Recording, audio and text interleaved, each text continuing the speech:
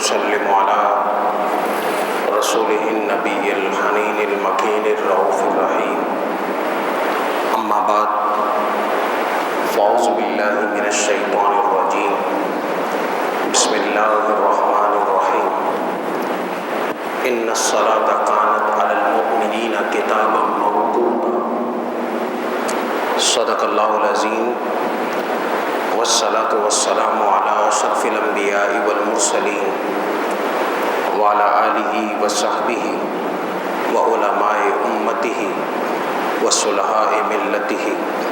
وأتقياء دينه أجمعين إلى يوم الدين أما بعد. اللہ سبحانہ و تعالیٰ نے قرآن کریم میں مومنوں سے مخاطب ہو کر کے فرمایا کہ ہم نے تمام ایمان والوں پر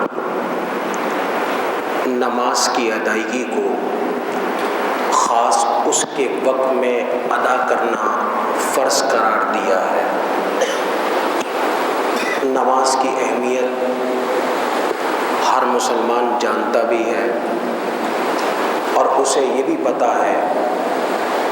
کہ کلمہ توحید کے بعد پوری اسلامی تعلیمات کے اندر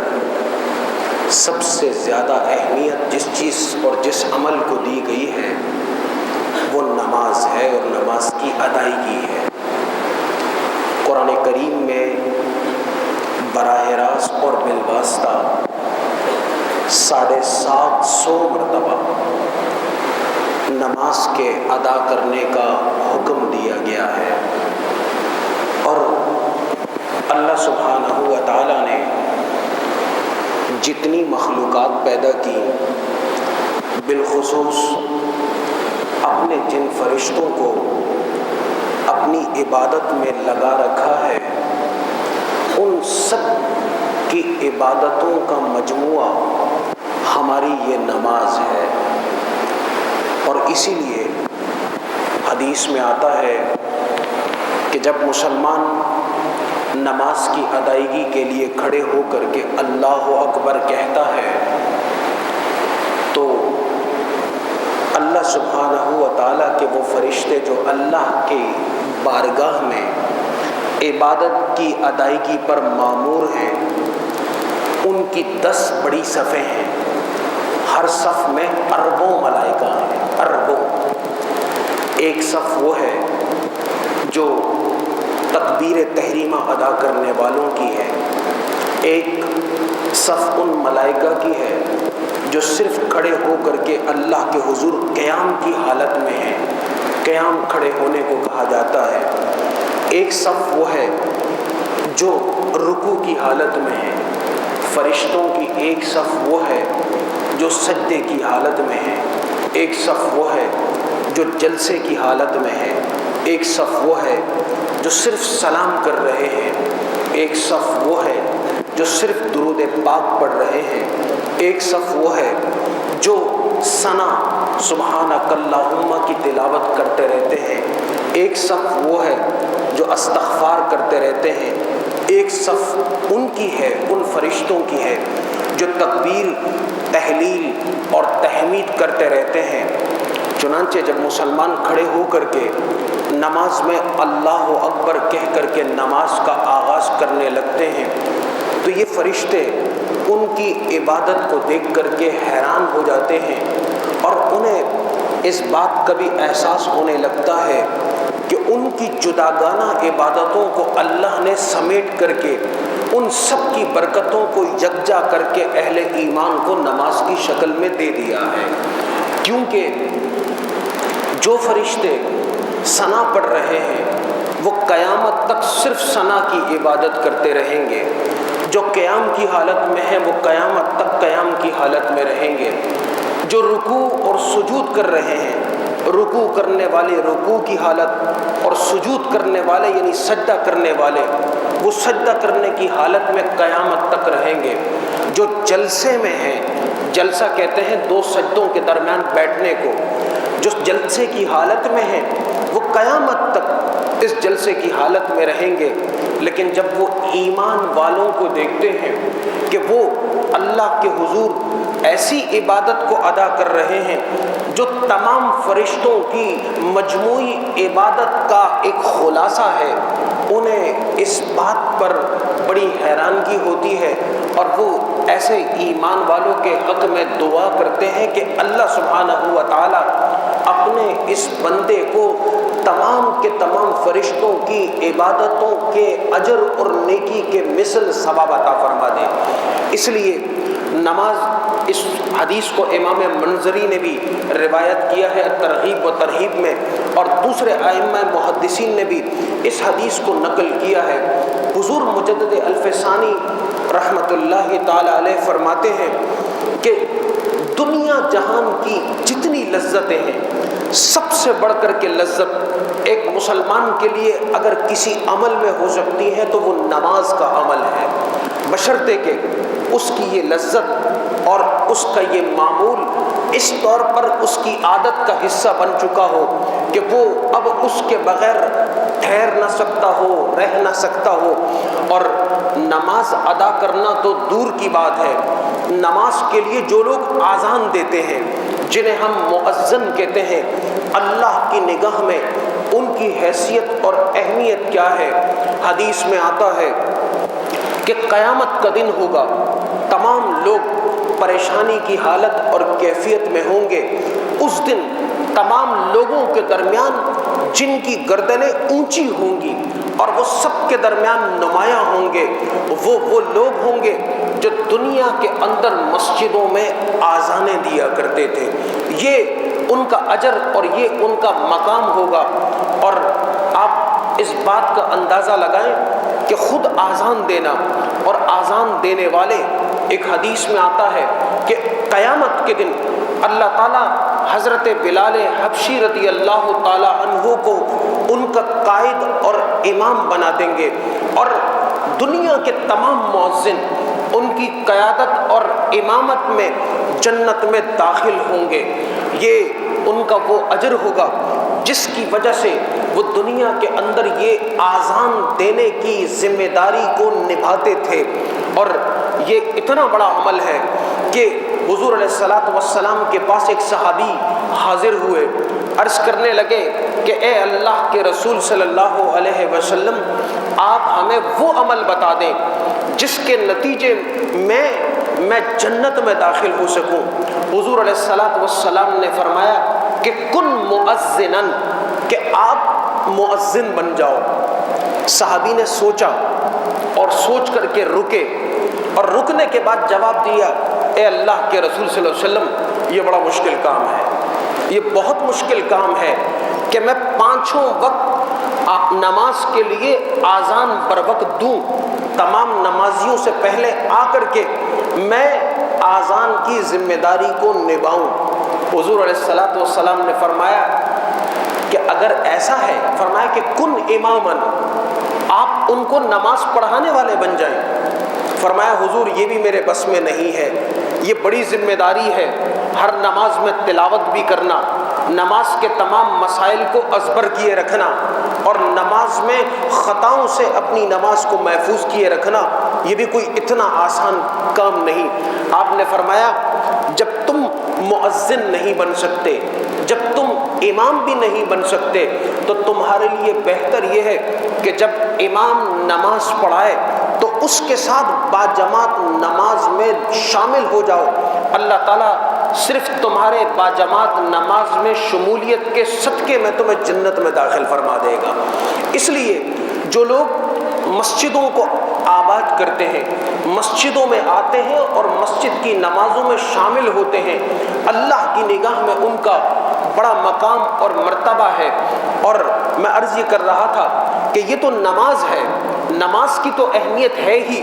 لیکن اور اس کے ساتھ ساتھ جو نماز کے لیے آذان دیتے ہیں، لوگوں کی نگاہوں میں اگرچہ کہ ان کی کوئی وقت اور اہمیت نہ ہو، لوگ ان کو صرف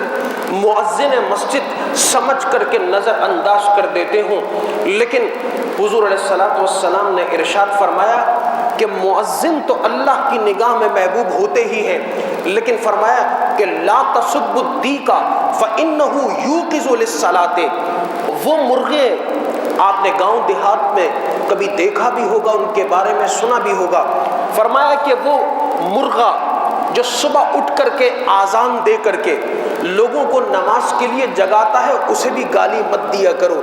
کیونکہ وہ اللہ کی نگاہ میں اس لیے محبوب بن جاتا ہے کہ لوگوں کو اللہ کی عبادت کے لیے اٹھانے والا ہوتا ہے۔ ایک مرغا جانور ہے، بے شعور ہے، بے عقل ہے، اگر وہ اللہ کی نگاہ میں اتنا محبوب ہو سکتا ہے تو خود آذان دینے والوں کا اجر کیا ہوگا۔ حضور علیہ الصلوۃ والسلام ایک مرتبہ تشریف فرما ہے، حضرت سیدنا بلال حبشی رضی اللہ تعالی عنہ آذان دے رہے ہیں، آپ نے آذان ختم فرمائی، حضور علیہ الصلوۃ والسلام نے آذان کے ہر جملے کو سن کر کے اس کا جواب دیا، اور پھر فرمایا جو شخص آذان کی سماعت کرے اور آذان کو سننے کے بعد اس کا جواب اس کی مثل دے، اور جواب اس کی مثل یہ ہے جیسے آذان کہی جائے ویسے ہی اس آذان کے جملوں کے جواب کو لوٹا دیا جائے، لیکن جب مؤذن حی علی الصلاۃ اور حی علی الفلاح کہے تو اس وقت لا حول ولا قوت الا باللہ العلی العظیم کہے، اور جب صبح کی نماز میں مؤذن الصلاۃ خیر من النوم کہے تو اس وقت صدقتا و بررتا کہے، تو حضور علیہ الصلوۃ والسلام نے فرمایا اللہ تعالیٰ ایسے مسلمان کے لیے جس نے یقین اور ایمان کے ساتھ مؤذن کی ندا پر، اس کی آذان پر جواب دیا ہو، اس کے لیے جنت کو واجب فرما دیتا ہے۔ یہ صرف نماز کی بات نہیں، نماز کی تو عظمت ہے، نماز کی تو شان ہے، نماز کا تو رتبہ ہے، اور حدیث میں آتا ہے کہ قیامت کے دن اہل ایمان میں سے 3 طبقے ہوں گے، 3 گروہ ہوں گے۔ پہلا گروہ وہ ہوگا جن کا چہرہ ستاروں اور موتیوں کی طرح چمک رہا ہوگا، چنانچہ فرشتے قریب جا کر کے پوچھیں گے کہ اے اللہ کے بندو تمہارا عمل کیا تھا؟ تو وہ کہیں گے ہمارا عمل یہ تھا کہ جب ابھی آذان کی ابتدا ہوتی تو ہم آذان کو سن کر کے وضو کرنا شروع کرتے تھے، اور وضو وغیرہ کر اور فارغ ہو کر کے پاک صاف ہو کر کے مسجد میں جا کر کے نماز کو باجماعت ادا کر لیے تھے۔ اللہ تعالیٰ نے اس عمل کے صدقے میں ہمارے چہروں کو موتیوں اور ستاروں کی طرح چمکا دیا۔ فرشتے جواب میں کہیں گے تمہیں مبارک ہو اور تمہیں جنت بھی مبارک ہو۔ دوسرا گروہ ہوگا اور ان کا چہرہ 14ویں کے چاند کی طرح چمک رہا ہوگا، فرشتے قریب جا کر کے ان کو پہلے مبارکباد دیں گے کہ تمہیں مبارک ہو، کیا بات ہے کہ تمہارا چہرہ بہت روشن ہے، 14ویں کے چاند کی طرح سفیدی سے چمک رہا ہے۔ وہ جواب دیں گے کہ یہ اللہ کا ہم پر کرم ہوا، اور یہ نتیجہ ہے ہمارے اس عمل کا کہ دنیا میں ابھی آذان کا آغاز نہیں ہوا ہوتا تھا، ہم وضو شروع کرتے تھے، اسی دوران میں آذان ہو جاتی تھی، ہم مسجد میں پہنچ جاتے اور جا کر کے باجماعت نماز ادا کر لیتے۔ اللہ سبحانہ و تعالیٰ نے اس عمل خیر کے صدقے اور طفیل میں آج ہمارے چہروں کو روشن کر دیا ہے، فرشتے انہیں بھی مبارکباد دیں گے۔ تیسرا گروہ ان اہل ایمان کا ہوگا جن کا چہرہ اس دن سورج کی طرح چمک رہا ہوگا، ان کی ضیاءپاشیوں سے جنت کی جو دوسری مخلوقات، دوسرے ایمان کے طبقات والے لوگ ہوں گے، وہ سب کے سب اس روشنی سے مستفید ہو رہے ہوں گے، وہ سب ان کو دیکھ رہے ہوں گے۔ فرشتے ان کے پاس جا کر کے پہلے ان کو مبارکباد دیں گے اور ان سے کہیں گے اے ایمان والو، یہ کیا ماجرا ہے کہ اللہ نے آپ کے چہروں کو اتنا روشن کیا ہوا ہے کہ سب لوگ آپ کی روشنی سے منور ہو رہے ہیں؟ جواب دیں گے ہم اس وقت نماز کی تیاری شروع کرتے تھے کہ ابھی وقت داخل ہوا ہے، آذان کا آغاز نہیں ہوا، قبل اس کے کہ آذان ہو ہم مسجد میں پہنچ جایا کرتے تھے، مسجد میں بیٹھ کر کے آذان کا، اقامت کا اور باجماعت نماز کی ادائیگی کا انتظار کرتے تھے، اللہ سبحانہ و تعالیٰ نے دنیا میں اس تھوڑی سی مشقت کے صدقے اور عوض میں آج ہمارے چہروں کو سورج کی طرح تاباں اور منور کر دیا، روشن کر دیا، اور فرشتے جواب دیں گے تمہیں مبارک ہو کہ رب تعالیٰ نے تمہارے اس عمل کے صدقے اور طفیل میں تمہیں جنت میں داخل فرما دیا ہے۔ اس لیے نماز کا یہ عمل، اسے معمولی نہ سمجھا جائے، نماز کے لیے آنا جانا اس کو بھی اتنا معمولی نہ سمجھا جائے۔ اور حدیث میں آتا ہے کہ جب ایک بندہ اپنے گھر سے نکل کر کے مسجد کی طرف آ رہا ہوتا ہے، صبح کی نماز کا وقت ہو اور وہ گھر سے نکلا ہے، اللہ سبحانہ و تعالیٰ کا ایک فرشتہ اپنے ہاتھ میں علم تھام کر کے ہمیں نظر نہیں آتا۔ یہ قصور ہمارا ہے، ہماری نگاہوں کا ہے، ہمارے دل اور دماغ پر مادی پردوں کا ہے کہ ہمیں اللہ کی وہ روحانی مخلوق نظر نہیں آتی۔ لیکن حدیث میں آتا ہے کہ جب بندہ مومن صبح سویرے گھر سے نماز کی ادائیگی کے لیے روانہ ہوتا ہے تو ایک فرشتہ اس کے ساتھ علم تھام لیتا ہے، اور جب وہ مسجد میں آتا ہے تو وہ فرشتہ انتظار کرتا ہے۔ یہ بندہ جب عبادت کر کے فارغ ہوتا ہے تو یہ فرشتہ دوبارہ اس کو چھوڑنے کے لیے اس کے گھر پر اور گھر کی دہلیز تک اس کے ساتھ جاتا ہے، اور سارا دن اس پر اپنی رحمتوں کا سایہ کیے رکھتا ہے۔ اور اس کے مقابلے میں جو شخص صبح اٹھتا ہے اور بغیر اللہ کی عبادت کے، نماز کی ادائیگی کے، ویسے ہی منہ اٹھاتا ہے بازار نکل جاتا ہے، منہ اٹھاتا ہے دفتر کی طرف رواں ہو جاتا ہے، اللہ سبحانہ و تعالیٰ کی طرف سے ایک فرشتے کے بجائے ایک شیطان کو اس پر مسلط کر دیا جاتا ہے کہ اس نے اپنے دن کا آغاز نہ میرے نام سے کیا، نہ میرے کام سے کیا، نہ میری عبادت سے کیا۔ فرشتہ اس پر مسلط ہوتا ہے اور اس کے ساتھ رواں ہو جاتا ہے، جہاں جہاں جاتا ہے ساتھ ہوتا ہے، اور جب گھر لوٹ کر کے آتا ہے تب بھی ساتھ ہوتا ہے، اور سارا دن اس بندے پر اس شیطان کی نحوست کا سایہ رہتا ہے، اس کے کاموں سے برکت کو اٹھا دیا جاتا ہے۔ آپ نے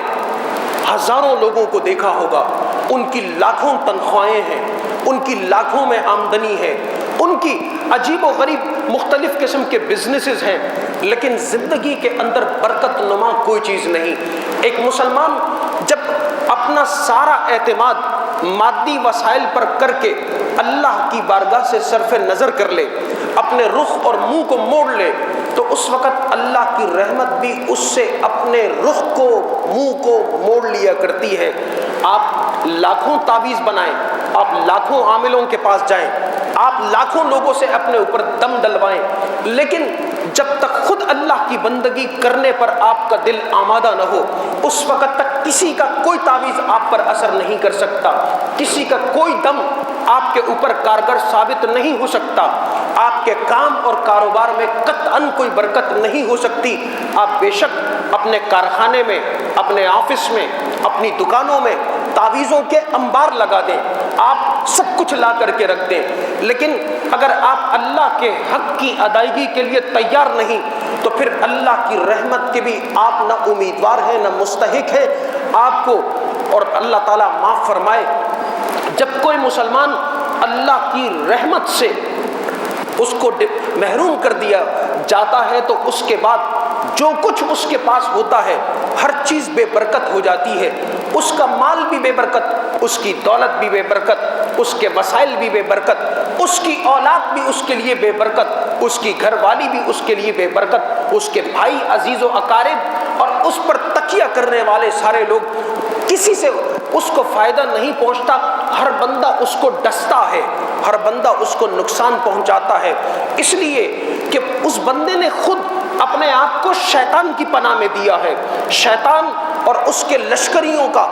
اور اس کی نحوست کا سایہ اس شخص کے اوپر رہتا ہے۔ اس لیے ہم کوشش یہ کریں کہ ہماری زندگی میں نماز اس طور پر داخل ہو کہ ہمیں کبھی یہ جرت نہ ہو سکے کہ نماز پڑھے بغیر ہماری صبح گزر جائے، نماز کی ادائیگی کے بغیر ہماری رات ہو جائے۔ اور مسلمان کے لیے چھوٹے عمل پر بڑی بشارت ہے۔ حضور علیہ الصلوۃ والسلام نے ارشاد فرمایا، جو مسلمان رات کو باجماعت عشاء کی نماز ادا کر لیتا ہے، باجماعت نماز کی ادائیگی کو اپنی بارگاہ میں پوری آدھی رات کی عبادت کے اجر و ثواب کے طور پر لکھ لیتا ہے۔ اور جب یہی بندہ صبح سویرے اٹھ کر کے فجر کی نماز کو بھی باجماعت ادا کرتا ہے تو اللہ تعالیٰ اس کی اب پوری رات کو اپنی بارگاہ میں عبادت، بندگی، نوافل اور ذکر و اذکار کے طور پر لکھ لیتا ہے۔ بندہ مومن جب فجر کی نماز کو ادا کرے، آپ نے دیکھا ہوگا ساری مسجدوں میں کچھ ہمارے بزرگ ہوتے ہیں کہ وہ فجر کی نماز کے بعد کچھ انتظار کرتے ہیں۔ حدیث میں آتا ہے جب کوئی مسلمان فجر کی نماز کو ادا کر لے اور نماز کے ادا کرنے کے بعد وہ سورج کے نکلنے کے انتظار میں مسجد میں بیٹھ جائے، اس دوران میں قرآن کی تلاوت کرے اور تسبیح تحلیل کرے، اللہ کا ذکر کرے، کوئی عبادت کرے، اور پھر جب سورج نکل آئے اس وقت وہ 2 رکعت نماز پڑھ لے، جسے ہم صلاۃ چاش کہتے ہیں، تو حضور علیہ الصلوۃ والسلام نے فرمایا ایسا شخص جو انتظار کر کے یہ 2 رکعت نماز ادا کر لیتا ہے، اللہ کی بارگاہ سے اس کو مقبول عمرے اور حج کا ثواب عطا کر دیا جاتا ہے۔ اور یہ اتنا بڑا اجر ہے کہ انسان ایک عمرے کی ادائیگی کے لیے، جس کا اس کو پتہ بھی نہیں ہوتا کہ آیا اس کی وہ عبادت قبول ہوئی یا نہیں، یہاں سے پیسے دیتا ہے، سفر کرتا ہے، جا کے وہاں کئی دن رہتا ہے، مشقت اٹھاتا ہے، گھر والوں سے دور ہوتا ہے، مال اور وقت اس کو قربان کرتا ہے، اپنے کاروبار، اپنی نوکری کو قربان کرتا ہے، تب بھی اسے پتہ نہیں ہوتا کہ اس کا یہ عمل قبول ہے یا نہیں ہے۔ لیکن حضور علیہ الصلوۃ والسلام نے ارشاد فرمایا ایک مومن صرف فجر کے بعد انتظار کر کے اور صرف 2 رکعت نماز ادا کر لے تو اللہ سبحانہ و تعالیٰ اتنا رحیم اور اتنا کریم ہے کہ اس کو اتنے بڑے اجر سے نواز دیا کرتا ہے۔ حضرت حضور علیہ الصلوۃ والسلام کے ایک بڑے قریبی صحابی حضرت معاذ رضی اللہ تعالیٰ عنہ ہیں، آپ فرماتے ہیں ایک دن ہم نے مغرب کی نماز حضور علیہ الصلوۃ والسلام کی امامت میں ادا فرمائی، نماز ہو گئی، نماز ہو جانے کے بعد کچھ لوگ پلٹ کر کے باہر چلے گئے اور کچھ لوگ بیٹھے رہے اور وہ انتظار کرتے رہے کہ عشاء کی نماز کا وقت ہوا چاہے تو وہ اس وقت باجماعت عشاء کی نماز کو ادا کر لیں۔ تھوڑی دیر کے بعد حضور صلی اللہ علیہ وسلم اپنے جائے نماز سے اٹھے اور تیزی سے ان صحابہ کرام کی طرف چلتے ہوئے آئے اور حضور علیہ الصلوۃ والسلام نے آ کر کے مسکراہٹ کے لہجے میں کہا تمہیں خوشخبری ہو، حضرت جبرائیل علیہ الصلوۃ والسلام نے آ کر کے تمہارے بارے میں خوشخبری یہ دی ہے کہ اللہ سبحانہ و تعالیٰ اپنے فرشتوں کی محفل میں تم پر فخر فرما کر کے یہ ارشاد فرما رہا ہے کہ میرے ان بندوں کو دیکھو کہ دنیا کے کاموں کو چھوڑ کر کے، دنیا کی ضرورتوں کو نمٹائے بغیر ایک نماز کی ادائیگی کے بعد اب یہ انتظار میں بیٹھے ہیں کہ دوسری نماز کا وقت ہو، اس کو ادا کریں اور اس کے بعد مسجد سے باہر چلے جائیں۔ فرمایا کہ اللہ سبحانہ و تعالیٰ نے تمہاری بخشش کا اعلان فرما دیا۔ اس لیے مسجدوں میں رک جانا، مسجدوں میں ٹھہر جانا یہ اللہ کی رحمت کا موجب ہے۔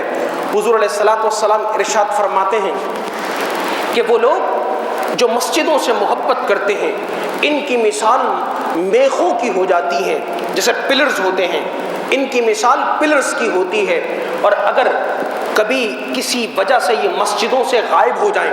تو فرشتے ان کے پیچھے پڑ جاتے ہیں، ان کو ڈھونڈ نکالتے ہیں اور جہاں پر ہوتے ہیں وہاں جا کر کے ان کی دستگیری بھی فرماتے ہیں، ان کے لیے رحمت اور بخشش و مغفرت کی دعا بھی فرماتے ہیں۔ اس لیے ہم کوشش یہ کریں کہ ہمارا وہ وقت جو نماز کا وقت ہے وہ کسی اور کاموں میں صرف نہ ہو،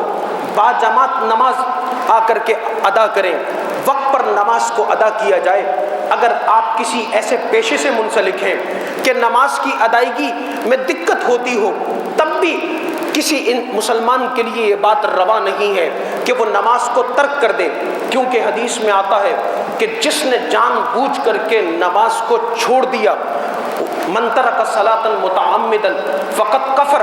ایسے شخص نے اللہ اور اس کے رسول صلی اللہ علیہ وسلم کی اللہ کی وحدانیت اور رسول اللہ صلی اللہ علیہ وسلم کی رسالت کا انکار فرما دیا، اور وہ اتنا منحوس ہو جاتا ہے کہ بزرگ یہ فرماتے ہیں کہ ایسا شخص جو بے نمازی ہے، دنیا کے معاملات کو نبھاتے وقت کبھی اس کو قرض مت دینا۔ پوچھا کہ ایسا کیوں ہے؟ کہا ایسا اس لیے ہے کہ جو شخص اللہ کے قرض اور فرض کو ادا نہیں کرتا، وہ کسی انسان کے قرض اور فرض کو بھی ادا نہیں کر سکتا۔ اس لیے ایک مسلمان کی یہ شان ہے کہ وہ نماز کو اتنا ہلکا نہ سمجھے، اور نماز کا تو معاملہ یہ ہے کہ اللہ سبحانہ و تعالیٰ بندوں پر یہ کرم نوازی فرماتا ہے۔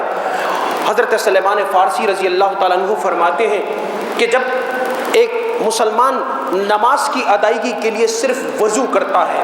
اور وضو کے لیے اپنے چلوں میں پانی بھرتا ہے، تو اس وقت اللہ تعالیٰ اس بندے پر یہ کرم فرما دیتا ہے کہ اس کے جتنے صغیرہ گناہ ہوتے ہیں سب کو معاف فرما دیتا ہے۔ اور دوسری حدیث میں آتا ہے کہ جب ایک مسلمان آ کر کے تکبیر کہہ کر کے اللہ اکبر کہہ کر کے نماز کی ادائیگی شروع کرتا ہے، تو اللہ تعالیٰ فرشتوں سے